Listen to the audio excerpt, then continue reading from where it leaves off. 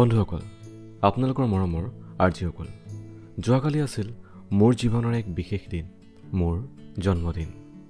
Celebration নোহোৱাটো আপোনালোকৰ শুভেচ্ছা, মৰম আৰু আশীৰ্বাদে দিনটো একেবাৰে উজ্জ্বল কৰি তুলিলে।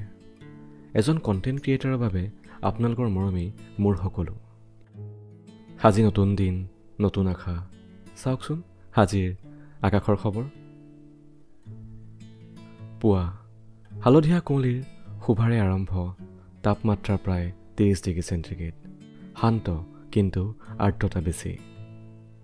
দুপৰ আকাশত মেঘৰ খেলা, তাপমাত্ৰা 33 পৰা 34 ডিগ্ৰী চেণ্টিগ্ৰেড, গৰম আৰু অলপ ধোঁৱাশা অনুভৱ হ'ব পাৰে। বিয়লি ৰাতি বজ্ৰপাতসহ বৰষুণৰ সম্ভাৱনা, ছাতি লগত ৰাখিব। প্ৰতিটো দিনেই নতুন আশা লৈ আনে, কেতিয়াবা সূৰ্যৰে, কেতিয়াবা বৰষুণৰে, জীৱনৰ দৰে কেতিয়াবা মেঘ, কেতিয়াবা ধুনীয়া ৰ'দ। কিন্তু আপোনালোকৰ মৰমে মোৰ জীৱনৰ আকাশত ধুনীয়া ৰং পূৰ্ণ কৰি তোলে। ধন্যবাদ সকলোকে মোৰ জন্মদিনৰ দিনটো মৰমেৰে সজাই তোলাৰ বাবে। This is your host and host আৰ্যসকল।